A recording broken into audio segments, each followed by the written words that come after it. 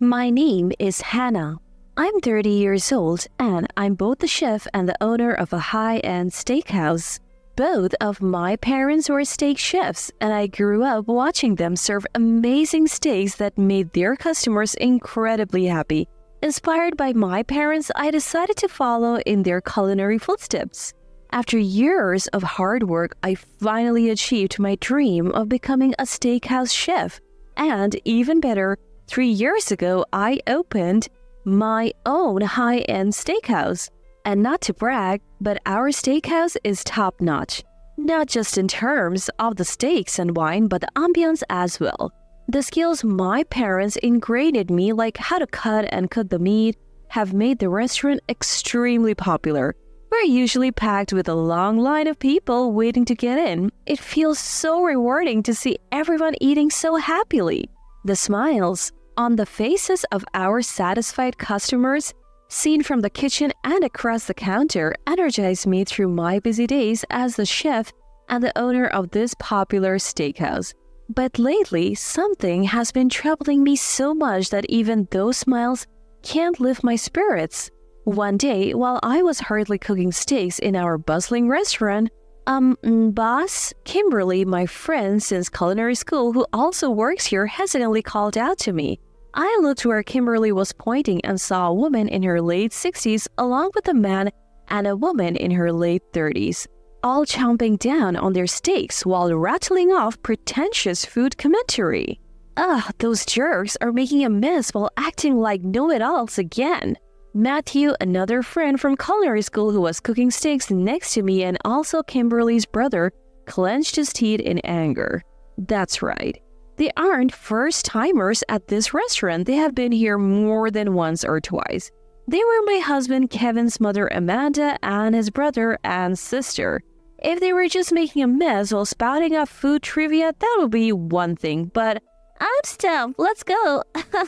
Right after finishing their meals, my mother-in-law, brother-in-law, and sister-in-law brazenly tried to leave without even paying. Hey, wait a minute, where do you think you're going? Matthew dashed out of the kitchen to catch up with my in-laws. What? We're just leaving because we finished eating. Did you all leave last time without paying too? We have told you before, haven't we? This place belongs to our son's wife, so we eat for free all we want. Hearing the shameless statement from my mother-in-law, the atmosphere amongst the other customers started to change. I sighed internally. Not this again. The heated exchange between Matthew and mother-in-law continued.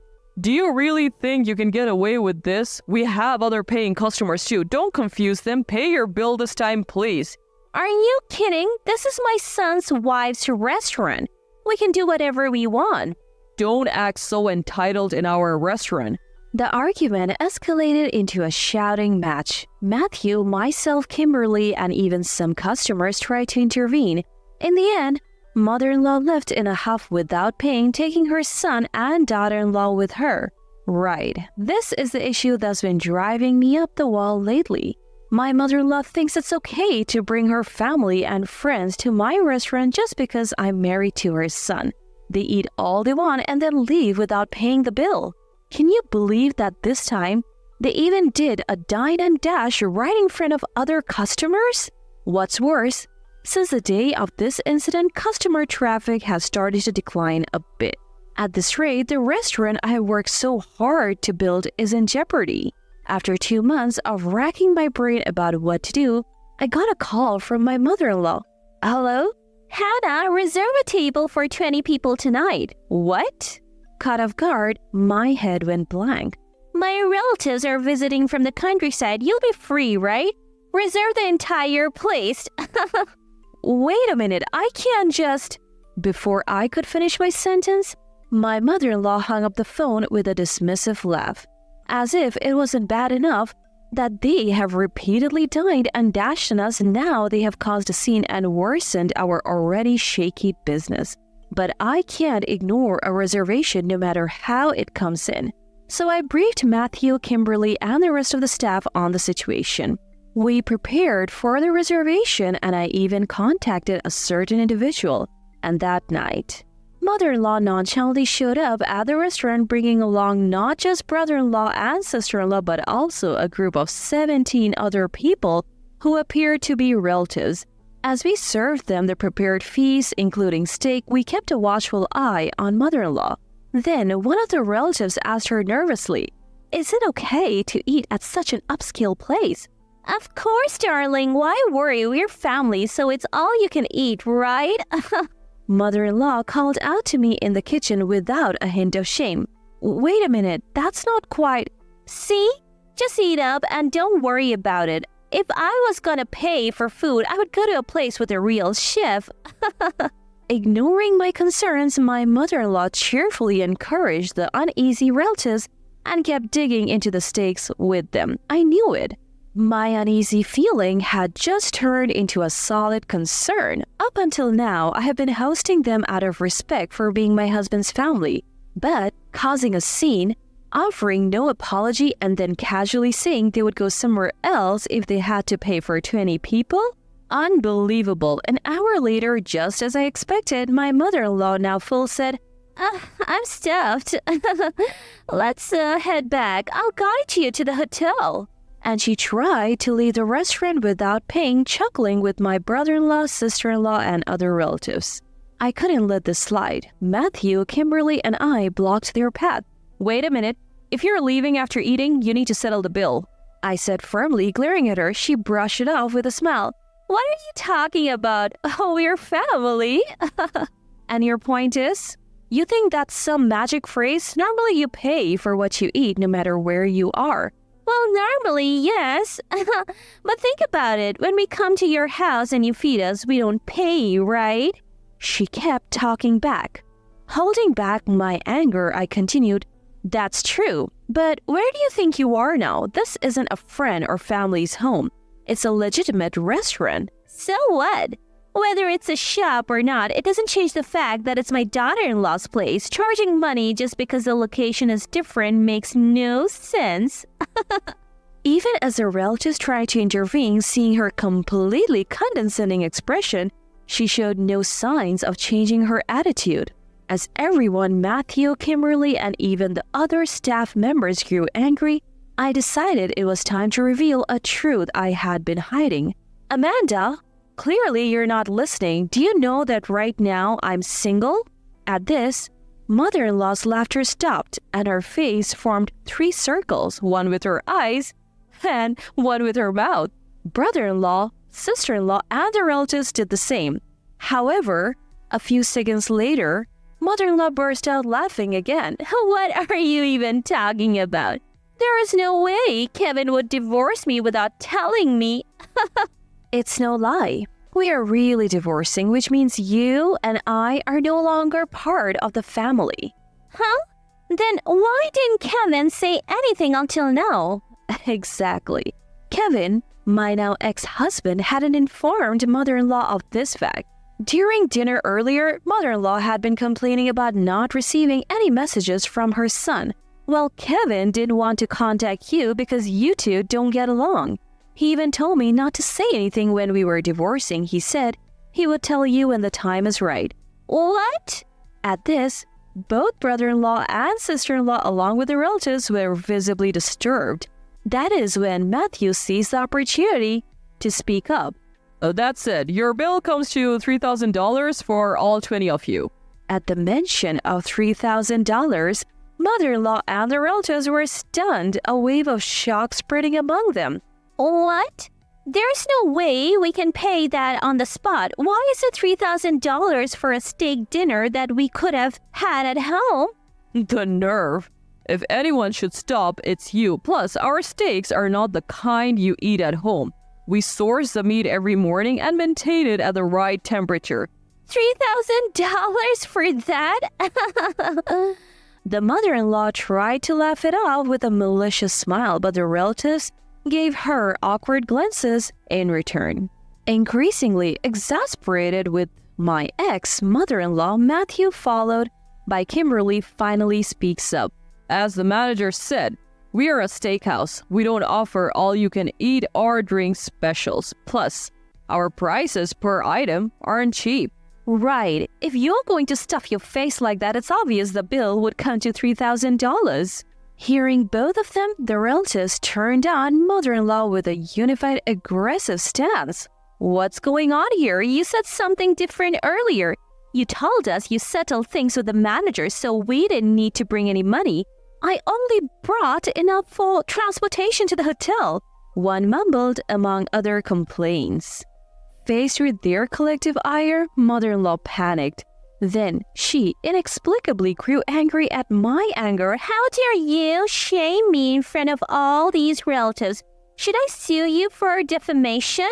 Be my guest, but before that, we will report you for dine and dashing, and we will also discuss your prior offenses as fraudulent consumer behavior. What did you just say? Confused and increasingly confrontational in response to my anger, my mother-in-law is hastily stopped by relatives, but she breaks away from them and becomes even more aggressive towards me. What have you done to our precious eldest son, Kevin? There must be a major reason for him wanting a divorce. Why are you assuming I am at fault? Kevin is perfect. He's good at his job and handles household chores. I can't forgive this. You're paying the bill as alimony. This ludicrous claim left not just me but also the restaurant staff dumbfounded. What nonsense is this middle-aged woman spouting? She probably doesn't want to admit she's wrong, so embarrassing considering she's older than us. Matthew and Kimberly chimed in. I sensed something about mother-in-law's futile resistance. I see. So those are your motives? Well, I couldn't have possibly contacted you after what you did. What are you talking about? I didn't say anything because I was gagged, but the reason for the divorce is Kevin's infidelity and abusive behavior. My words struck mother-in-law, brother-in-law, sister-in-law, and the other relatives like a bolt of lightning. So I laid out the truth about the divorce. You see, Kevin, no, my ex-husband, didn't just neglect his job. He stole money from me. Money I had saved before our marriage, while he partied with multiple women and drank heavily. On top of that, he was emotionally abusive toward me. In the end, he started accumulating debt without my knowledge. So divorce was the only option. Wait, debt? How much are we talking about? Adding up everything, including loans from friends and my own parents, we're looking at around $40,000. At this, mother-in-law's face turned white as a sheet. I initially gave you all a pass on the dine and dash habit, thinking it was a one-time thing. But after the fiasco 2 months ago, I can't let it slide anymore. Plus, we have booked the entire restaurant today. So, if you don't pay, we are in the red. As I said this, the relatives grew furious in unison. Some even started demanding that mother-in-law repaid them the money they had lent her over the years. Mother-in-law, brother-in-law, and sister-in-law were visibly shocked and confused when suddenly the restaurant door burst open and a man stepped in. Owen? Mother-in-law exclaimed, recognizing the man. It was Owen, father-in-law, a physical education lecturer at a university in the city. He surveyed the scene, sighed deeply, and then bowed his head to me. Hannah, it's been a while. I'm really sorry for the mess my foolish wife has caused. No, Owen, I should apologize for calling you in the midst of your busy day. That's right. Actually, it was me who reached out to my father-in-law. Upon hearing about mother-in-law's troubling actions, including the full reservation of this restaurant, he promised to come and have a word with her as soon as he could. What are you doing here? Mother-in-law shrieked. Amanda, show some respect. Even if she's an ex, she's someone who's had to put up with our idiotic son. But you said you would be late because of work. Yes, but Hannah called me earlier. I was teaching at the university, so I couldn't leave immediately. He sighed again. I'm really sorry for having to drag you into this. There is no need for you to apologize, Hannah. I heard everything while standing at the entrance. I know the situation. With that, father-in-law glared at mother-in-law. Hey, Amanda, what's the deal? You have been dying and dashing repeatedly and you almost caused a scene last time? No. You've got it wrong. I only have $60 on me right now. What? Are you kidding me, Amanda? You come to a high-end restaurant and that's all you bring? You can't even pay for a single meal? Father-in-law's anger exploded and mother-in-law trembled visibly. After letting out a big sigh to contain his anger, father-in-law continued. As I said earlier, I heard what happened at the entrance. Not just Kevin, but you too, Amanda.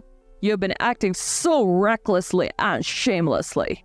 No. It's not like that. The real problem here is Hannah.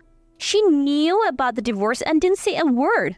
Enough excuses. Kevin is the one who silenced her, and he is the root cause of all this mess. Father-in-law's booming voice made not only mother-in-law but also the relatives and the wait staff, including Matthew and Kimberly, gasp and tremble. Noticing this, father-in-law cleared his throat and deeply bowed to us. I apologize for the scene and for my foolish wife. I'll cover the bill and the debts my relatives have mentioned. Please forgive us. You're doing what? Mother-in-law was shocked, but father-in-law continued to me. And regarding the alimony for Kevin's divorce, I would like to discuss it later. I also bear responsibility for my son's actions, so... No need. Kevin's existing debts are already taken as alimony, so please don't worry. Really? Both my son and I owe everyone an apology. Father-in-law bowed deeply again and turned to mother-in-law. I'm so sorry. Don't get me wrong, I said I would cover the costs for now, and you will pay it back later with your own earnings. At this point, brother-in-law and sister-in-law who were pointed out by father-in-law were utterly shocked.